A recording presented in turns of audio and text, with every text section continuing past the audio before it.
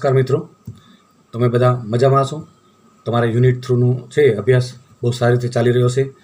Unit 3ને તમે બરાબર સમજી અને આપણે ક્વેશ્ચન આન્સર 1ની વાત કરી હતી, જેનો આ પ્રશ્નના જવાબ આપણી કઈ રીતે બને છે એ આપણે ખાસ દરેક એક એક પ્રશ્નમાં કાળકર્તા મુજબ સમજાવી છીએ.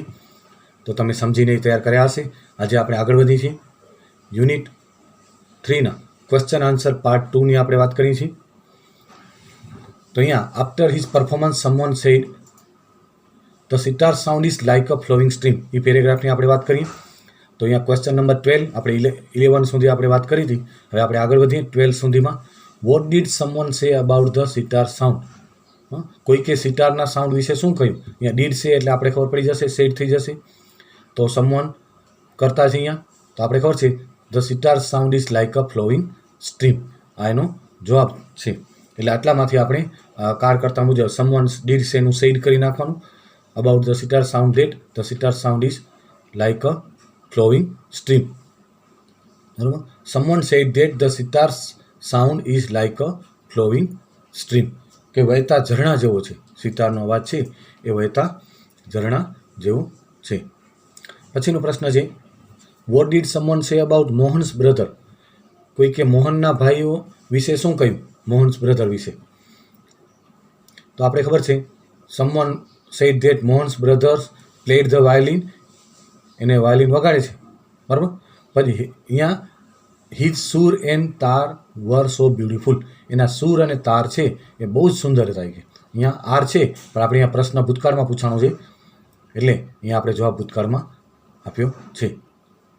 પણ અહીંયા આપણે એમ થાય કે સિતાર સાઉન્ડ એ ઘણીવાર સત્ય સનાતન વાક્ય કે જે હોય એનામાં આપણે વર્તમાન કાળનો જ ઉપયોગ કરીએ છીએ, કાળ બદલતા નથી. ઘણી વખત તમને એવો પ્રશ્ન થાય.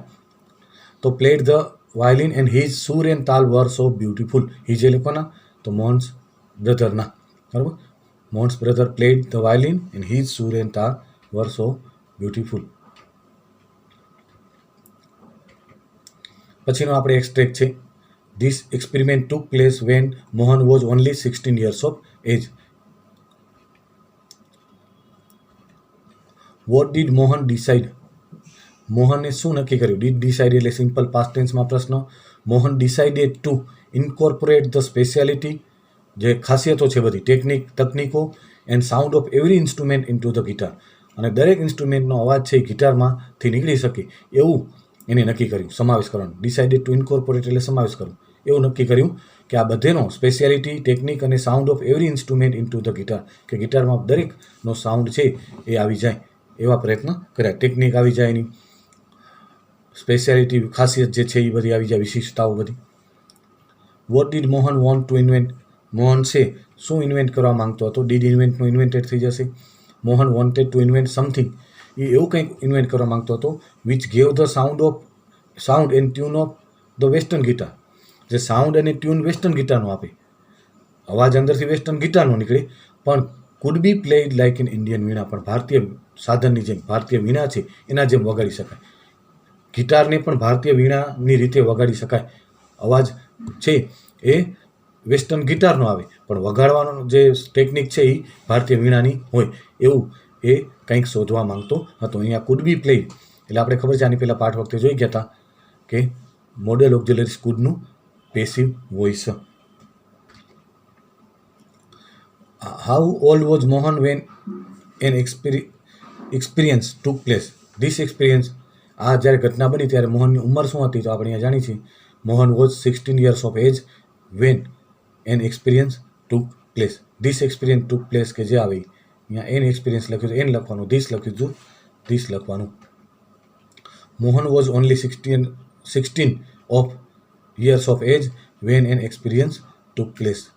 આ ઘટના બની ત્યારે મોહનની ઉંમર કેટલા વર્ષની હતી? માત્ર 16 વર્ષની. Which award has Mohan won. તો આ તો બહુ સિમ્પલ છે.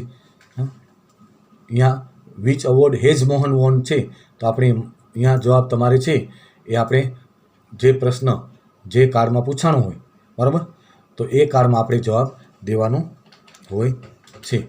તો અહીંયા આપણે પ્રશ્ન છે એ પૂર્ણ વર્તમાન કાળ, પ્રેઝન્ટ પરફેક્ટ ટેન્સથી પૂછાણો છે. તો આપણે પ્રેઝન્ટ પરફેક્ટ ટેન્સમાં જવાબ દેવાનો છે. તો મોહન હેઝ વોન આવશે અહીંયા. Mohan has won the Grammy award. અહીંયા પૂર્ણ વર્તમાનકાળનો પ્રશ્ન અને પૂર્ણ વર્તમાન અહીંયા મોહન કરતા ત્રીજા પુરુષ એકવચનમાં છે એટલે આપણે હેઝનો ઉપયોગ કર્યો.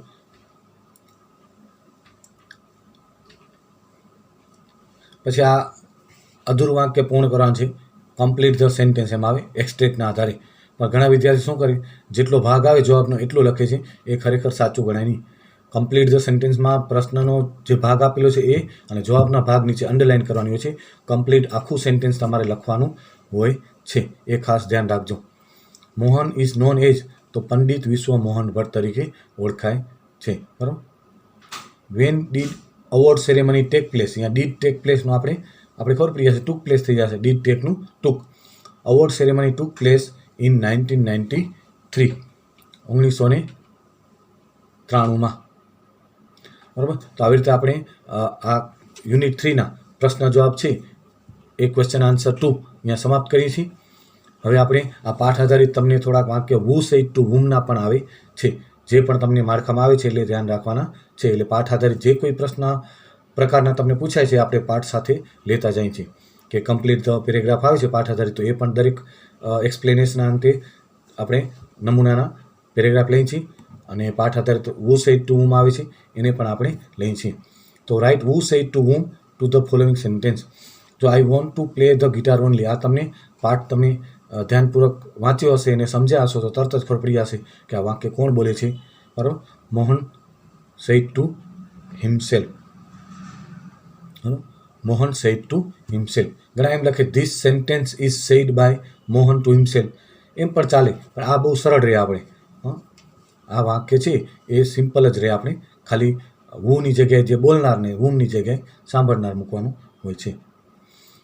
પછી the guitar does not have the effect which our instrument do and moreover it is not from India. ગિટારમાં છે એ આપણા જે ભારતીય સાધન છે એવી અસર નથી, અને બીજું તે ભારતમાંથી પણ નથી. ગિટાર ફોરેન ઇન્સ્ટ્રુમેન્ટ છે. તો one of the family member sad to Mohan આવશે. એક ફેમિલી મેમ્બર છે એ મોહનને કહે છે.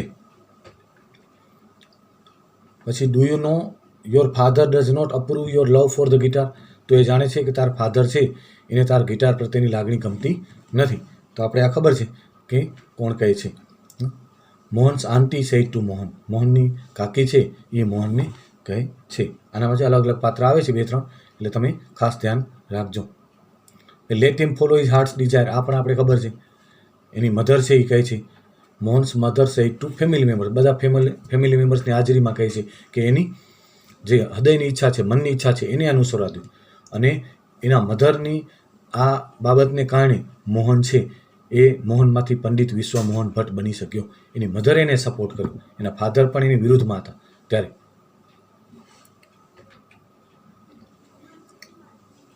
This instrument will become my face to the world. કે આ ઇન્સ્ટ્રુમેન્ટ મને દુનિયામાં નામના ખ્યાતિ અપાવશે. આનો અર્થ આખો એવી રીતે થશે, આ સાધન મને દુનિયામાં નામના કે ખ્યાતિ અપાવશે. તો એ પછી અથાગ પ્રયત્ન કરી અને એ ખ્યાતિ પ્રાપ્ત કરે છે, એ આપણે જોયું જ છે. Mohan said to himself. Mohan પોતાની જાતને જ આ વાક્ય કહે છે. પછી you need to work very hard with the new instrument. આ નવા સાધનથી તારે ખૂબ જ સખત મહેનત કરવી પડશે, કારણ કે 2 વર્ષ તો પસાર કર્યા, હજુ પણ પરફોર્મન્સમાં છે એ કોઈને સંતોષ નથી. બરાબર. એટલે બધા કહે છે કે you need to work very hard with the new instrument. તો આ રિલેટિવ એના સંબંધી છે એક કહે છે, વન ઓફ ધ રિલેટિવ્સ, એટલે કોઈ એક રિલેટિવ. અહીંયા નામ પાત્ર નથી આપ્યા તો આપણે આ રિલેટિવ સેડ ટુ મોહન. મોહનને એના રિલેટિવ આવી રીતે કહે છે. તો આવી રીતે આપણે છે એ તમારા જે યુનિટ 3 છે એનું ટેક્સ્ટને આધારિત, પાઠને આધારિત, લેસનને યુનિટને આધારિત જે પ્રશ્ન જવાબો છે અને યુનિટ છે એને આપણે સમાપ્ત કરી છે. તમે આ યુનિટને એના પ્રશ્ન જવાબ સાથે, વુ સેડ ટુ વુમ અને કમ્પ્લીટ ધ પેરેગ્રાફ સાથે એ સારી રીતે સમજ્યા હશો એવી અપેક્ષા સાથે આપણે આ સમાપ્ત કરી છે. Good bye. Thank you.